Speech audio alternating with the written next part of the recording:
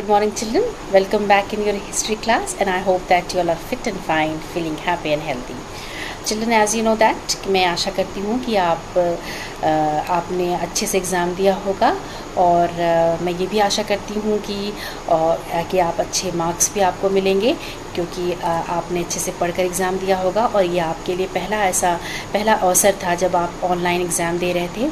और मैं आशा करती हूँ कि आपने बहुत अच्छे से हर चीज़ जो है आपने क्वेश्चंस अटेंड किए होंगे and I hope that you will get good marks. Children, now after the exam, let's start the discussion of the chapter which we have left before your first half-yearly exam. हमने आपकी जो पहला half yearly exam था उससे पहले जो हमने chapter शुरू किया था वो था आपका इतिहास से. वो आपका चैप्टर का नाम था आपका ब्रिटिश राज के अधीन भारत. यह आपका पार्ट 6 था जिसको हमने शुरू किया था ब्रिटिश राज के अधीन भारत. हम इस पार्ट को पढ़ रहे थे, इसकी चर्चा कर रहे थे कि ब्रिटिश राज के अधीन भारत. जैसा कि हमने बच्चों इससे पहले पढ़ा था कि इससे पहले हमने 1857 की लड़ाई के बारे में पढ़ा, उसके कारणों के बारे में पढ़ा, उसके प्रभावों के बारे में पढ़ा. उसके बाद हमने जो है वो बहुत सारी चीज़ों के हमने डिस्कशन किया कि 1857 की लड़ाई के बाद भारत में एक कन्फ्यूजन, एक उथल पुथल सा दौर था और सब कुछ जो है, चाहे वो आप अगर हम बात करें कि शासन व्यवस्था की बात करें या राजनीतिक व्यवस्था की बात करें या फिर सामाजिक व्यवस्था की बात करें या वित्तीय व्यवस्था की बात करें, तो ये सारी जो व्यवस्थाएं थी, जो ये सिस्टम्स थे, वो अरेंजमेंट जो थे, मैनेजमेंट जो एडमिनिस्ट्रेशन जो था, वो हर फील्ड का एडमिनिस्ट्रेशन जो था, हर फील्ड का जो हर क्षेत्र की जो शासन व्यवस्था थी वो बिल्कुल डिस्टर्ब हो चुकी थी. और अंग्रेज़ों के लिए ये बहुत बड़ा चैलेंज था कि 1857 के बाद देश में एक भूचाल सा आ गया और उनको अब जो है वो पूरे तरह से अपने साम्राज्य को, उनको एक पुनर्गठन की उनको आवश्यकता थी. यानी हर क्षेत्र को, हर एक शासन व्यवस्था का अब उन्हें पुनर्गठन करना था. तो इसके लिए उन्होंने क्या किया कि जब महारानी विक्टोरिया को शासिका घोषित किया गया, जब 1857 के बाद जब है उसके परिणाम स्वरूप जो है भारत में जो है वो कंपनी का जो शासन था वो समाप्त हो गया और फिर उसके बाद ब्रिटिश सरकार ने विक्टोरिया को जो है वो क्वीन विक्टोरिया को शासिका घोषित कर दिया. अब उनके शासिका घोषित होने के बाद क्वीन विक्टोरिया ने अपना एक घोषणा पत्र जो है वो जारी किया और उस घोषणा पत्र पे उन्होंने बहुत सारी नीतियों का उल्लेख उन्होंने किया जिसकी बुनियाद, जिसका जो फाउंडेशन था, जिसकी आधारशिला जो थी वो इस बात पे निर्भर थी, इस बात पे तय की गई थी कि किस तरीके से ब्रिटिश साम्राज्य को फिर से मजबूत बनाया जाए, फिर से उसका एकीकरण किया जाए, फिर से सारी शासन व्यवस्थाओं को बलपूर्वक जो है उसका एकीकरण हो और बल से और इसको और मजबूत बनाया जाए और किस तरीके से उसका पुनर्गठन किया जाए.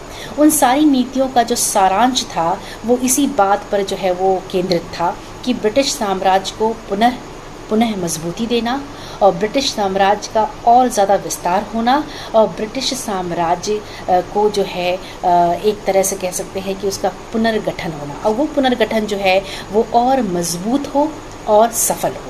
ये उनकी मंशा थी, ये उनकी उन नीतियों का जो एक सारांशित आधार था जिसको क्वीन विक्टोरिया ने अपने घोषणा पत्र में जो है वो उसके बारे में उल्लेख किया था. तो बच्चों, हमने इससे पहले लेक्चर में डिस्कशन किया था कि कौन कौन से क्षेत्रों में जो है वो बदलाव लाए गए घोषणा पत्र जारी करने के बाद, क्वीन विक्टोरिया की शासिका बनने के बाद, या ब्रिटिश साम्राज्य का जो एक आधिपत्य जो है वो पूरे भारत में जो किस तरीके से और मजबूत हुआ. और अब जो है वो कंपनी का नहीं बल्कि ब्रिटिश सरकार का राज्य शासन जो है वो भारत पर चल रहा था क्वीन विक्टोरिया की शासिका बनने के बाद. अब उनके शासिका बनने के बाद हमने पिछले लेक्चर में बच्चों हमने डिस्कशन किया था कि क्या क्या बदलाव किए गए थे, भू राजस्व क्षेत्र में बदलाव कैसे किए गए, किस तरीके से किन क्षेत्रों में क्या क्या बदलाव किए गए और क्या क्या जो है वो प्रस्तावित किए गए या क्या क्या किन नीतियों का इंट्रोडक्शन हुआ, किन नीतियों का जो है वो उल्लेख किया गया, उसके अंतर्गत क्या क्या बदलाव किए. हमने वो सारा डिस्कशन जो है हमने इस बारे में पिछले लेक्चर में बच्चों हमने किया था. हमने पिछले लेक्चर में बच्चों ये भी किया था हमने ये भी पढ़ा था कि किस तरीके से जो है वो ब्रिटिश साम्राज्य में राजनीतिक और प्रशासनिक पुनर्गठन हुआ, और राजनीतिक और प्रशासनिक पुनर्गठन के अंदर उन्होंने इम्पीरियल लेजिस्लेटिव काउंसिल, जैसे कह सकते हैं हम कि विधान परिषद यानी राजस्व विधान परिषद का जो है वो गठन हुआ था, उसका निर्माण हुआ था 1861 ईस्वी में। बट जबकि हमने इस बारे में भी डिस्कशन किया था कि ये विधान परिषद सिर्फ एक नाम भर का परिषद था, इसको कोई सरकारी अधिकार नहीं दिए गए थे, ये सरकारी अधिकारों से वंचित था। तो इसको अधिकार लेने का इसको कोई भी निर्णय लेने का इस परिषद को अधिकार नहीं था, और ये सिर्फ सलाह समिति के रूप में काम करता था।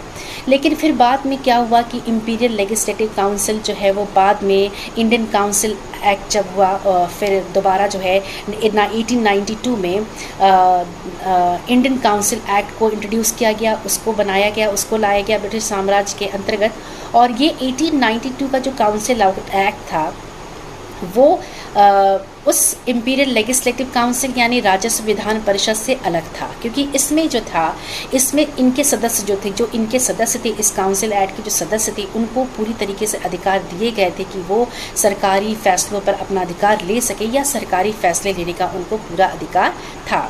ये शक्तिविहीन एक्ट नहीं था, इनको पूरी शक्तियाँ दी गई थीं। और इस तरीके से ये हमने इस बारे में भी डिस्कशन किया था बच्चों। हमने स्थानीय प्रशासन के बारे में डिस्कशन किया कि वहाँ कैसे पुनर्गठन स्थापित हुआ। हमने सिविल सर्विसेज के बारे में डिस्कशन किया था कि किस तरह ब्रिटिश साम्राज्य के टाइम, ब्रिटिश शासनकाल में ही IAS या प्रशासनिक सेवाओं की जो है वो प्रचलन शुरू हुआ, और ये सेवाएँ ये परीक्षाएँ जो हैं वो इंग्लैंड यानी ब्रिटेन में होती थी, इंग्लैंड में होती थी, और इसमें भारतीयों को पार्टिसिपेशन बहुत कम होता था। और पहले जो भारतीय थे जो IAS इसकी परीक्षा उन्होंने दी थी, पहले भारतीय जो थे वो थे आपके रविन्द्रनाथ टैगोर के बड़े भाई जो थे, वो उनके बड़े भाई थे सत्येंद्रनाथ ठाकुर थे, जिन्होंने ये 1863 में IAS की पहली परीक्षा जो है वो उन्होंने उत्तीर्ण की थी। इस तरीके से हमने सब चीज़ों के बारे में डिस्कशन किया था बच्चों पिछले लेक्चर में। तो बच्चों पिछले लेक्चर में हमने यहाँ तक डिस्कशन कर लिया था कि किस तरीके से इन सब क्षेत्रों में ब्रिटिश साम्राज्य के टाइम क्वीन विक्टोरिया के शासिका बनने के बाद जो है किस तरीके के बदलाव और परिवर्तन हुए। बच्चों इसी संदर्भ में, इसी अंतर्गत में, इसी पॉइंट को हम कंटिन्यू करते हुए इसी संदर्भ में हम आगे पढ़ेंगे कि सेना और पुलिस का पुनर्गठन कैसे हुआ। इन सब क्षेत्रों के अलावा बहुत सारे ऐसे क्षेत्र थे जिनमें पुनर्गठन हुआ यानी रिफॉर्मेशन हुआ। इसी संदर्भ में अगला जो पॉइंट है, अगला जो है वो पॉइंट है जो हम इस लेक्चर में डिस्कशन करेंगे, वो है आपका सेना तथा पुलिस का पुनर्गठन। बच्चों सेना और पुलिस का पुनर्गठन, जैसा कि आप सब जानते हैं कि किसी भी साम्राज्य को स्थापित करने के लिए सेना की अहम भूमिका होती है। सेना एक बहुत इम्पॉर्टेंट रोल जो है उसका एक होता है किसी भी साम्राज्य को विस्तारित करने में, किसी भी साम्राज्य को खड़ा करने में, या किसी भी साम्राज्य को और ज़्यादा मजबूत बनाने में।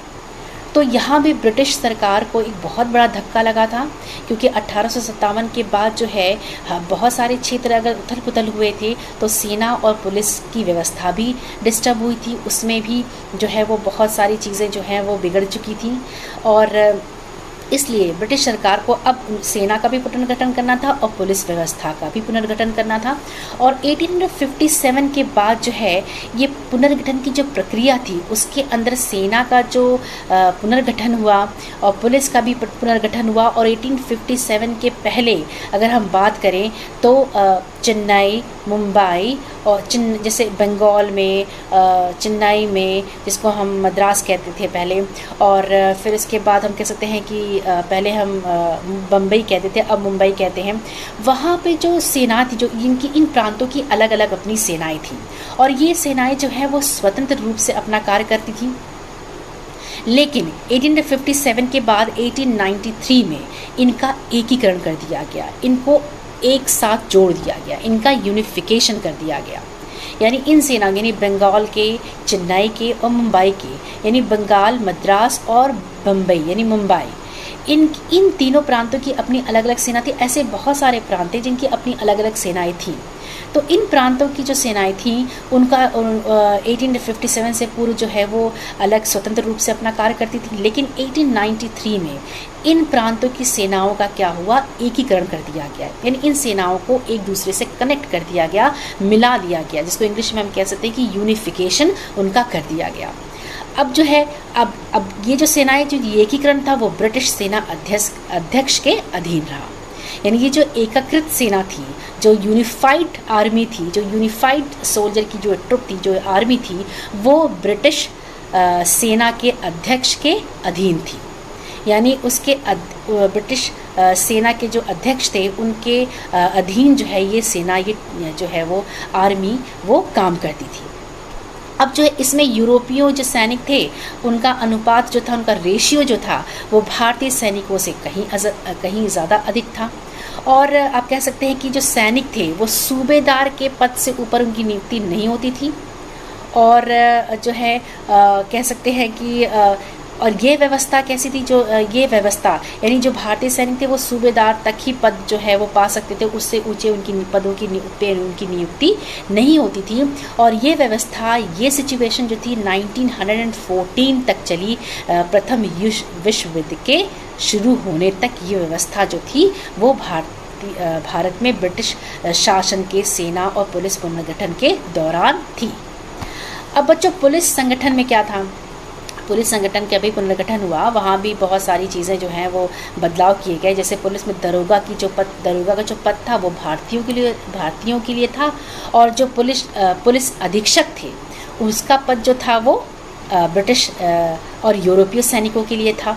और क्योंकि सेना और पुलिस दोनों का ही जो ये काम था, ब्रिटिश शासन या साम्राज्य की सुरक्षा करना और उनके विस्तार कार्य में मदद करना, उनको समर्थन देना, इसलिए पुलिस में भी भारतीयों की जो संख्या थी, जो अनुपात था, जो रेशियो था, वो यूरोपियों के सैनिकों से, पुलिस कर्मचारियों से कम था। और पुलिस में जो है वो भारतीयों को दरोगा की पद में नियुक्ति होती थी या उनको पद दिए जाते थे, और पुलिस अधीक्षक जो दरोगा से बड़े होते थे, पुलिस अधीक्षक उनका पद जो है यूरोपीय सैनिकों को दी जाती थी।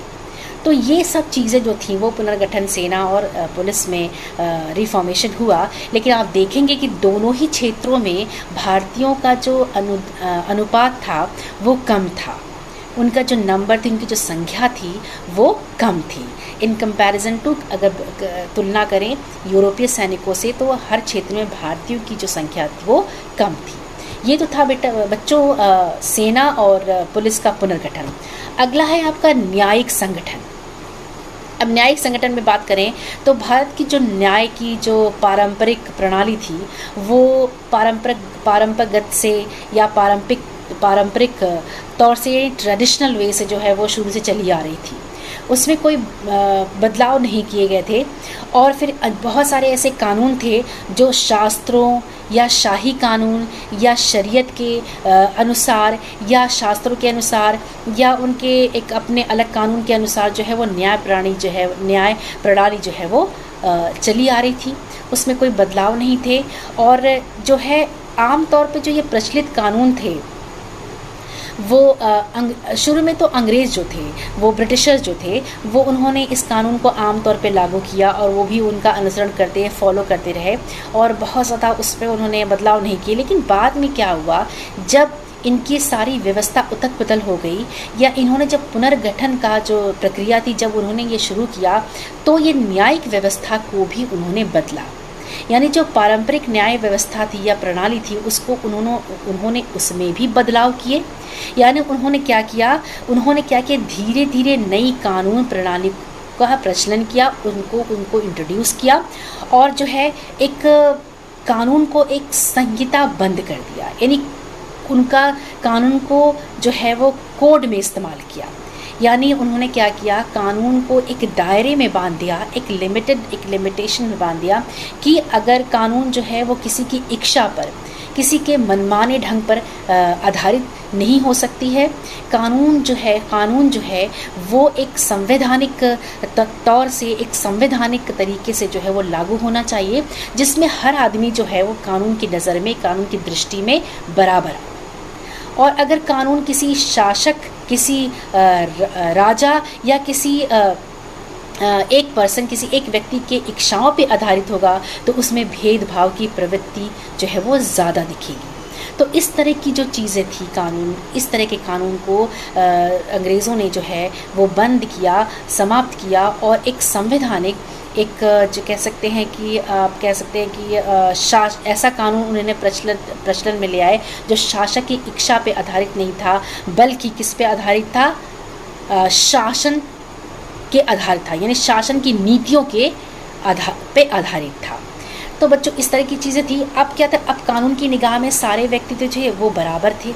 अब कानून की निगाह में सभी व्यक्ति बराबर थे, उसमें कोई अमीर गरीब ऊंचा नीचा इस तरह का कोई भेदभाव नहीं था।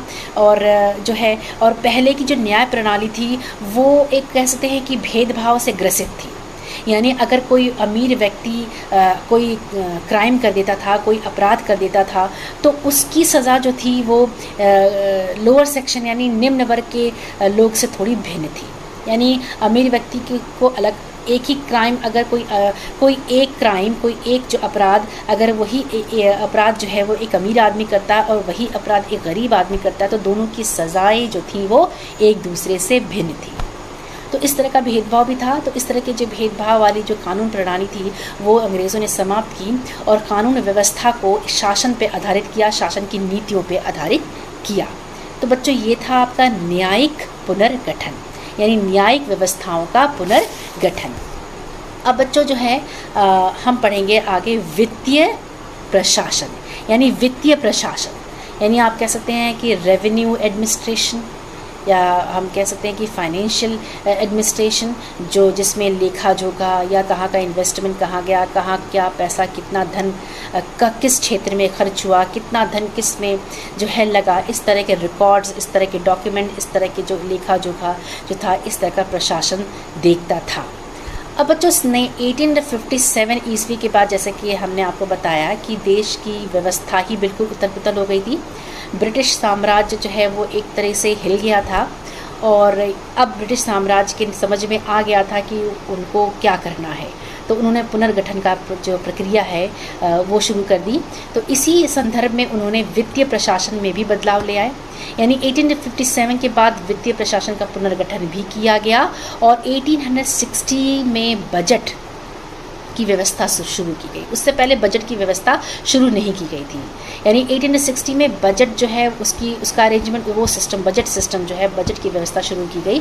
और कुछ समय बाद जो है केंद्रीय और सरकारों के बीच जो आय थी, जो इनकम थी, उसके बारे में भी निर्णय लिया गया। यानी हम कह सकते हैं कि 1857 के बाद जो केंद्रीय और राज्य की सरकारों के बीच में जो इनकम डिस्ट्रीब्यूशन था उसका कोई लेखा जोखा नहीं था, यानी कोई बहुत ज़्यादा उसका अरेंजमेंट नहीं था, या लोगों को इसके बारे में, या ब्रिटिश साम्राज्य को इसके बारे में इतना ज़्यादा पता नहीं था क्योंकि उनके पास कोई ऐसा रिकॉर्ड नहीं था। लेकिन अब क्या हुआ, अब पुनर्गठन के दौरान क्या हुआ कि राज्य और केंद्र सरकारों के बीच जो आय थी उसके बारे में भी चर्चा हुई, उसके बारे में भी निर्णय लिया गया। अब जैसे डाकघर है, रेलवे है, और आपका जो अफीम है, नमक की बिक्री है, बहुत सारे आयात निर्यात हैं, उससे होने वाली जो आय थी, उनसे होने वाली जो इनकम थी, उसके बारे में जो है वो डिस्कशन किया गया और सरकार ने उस निर्णय को सुरक्षित भी रखा। यानी सरकार पूरी तरीके से गंभीरता से इस विषय के बारे में चर्चा कर रही थी और उसके बारे में वो निर्णय भी ले रही थी कि किस तरीके से जो है वो ये आय, इन सब चीज़ों से जो प्राप्त आय है वो किस तरीके से जो है वो सरकार को प्राप्त हो और सरकार को किस तरीके से इसका लाभ प्राप्त हो। ये वित्तीय प्रशासन थी, जिसमें हम कह सकते हैं लैंड रेवेन्यू, आपने पढ़ा भू राजस्व के बारे में, लैंड रेवेन्यू के बारे में, और फिर उसमें उसके होने वाली जो आय उसके बारे में डिस्कशन हुआ। फिर एक कह सकते हैं कि अदालतों में जो है वो मुकदमा चलाने के लिए एक स्टैम्प ड्यूटी नामक एक जो है कर भी लगाया गया। यानी अगर अदालतों में मुकदमा चलाया जा रहा है, किसी ने मुकदमा किया, तो उसे स्टैम्प ड्यूटी नामक कर भी देना पड़ेगा।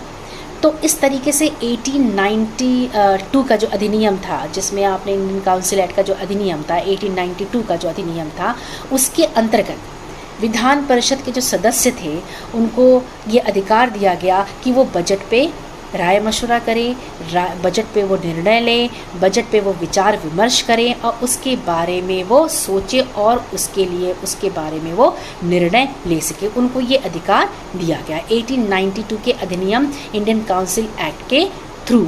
उस इंडियन काउंसिल एक्ट जो 1892 का जो अधिनियम था, जैसा कि हमने आपको पहले भी बताया कि 1892 का जो इंडियन काउंसिल एक्ट था, ये जो एक्ट था, ये जो परिषद था, ये इसको सरकारी अधिकार दिए गए थे।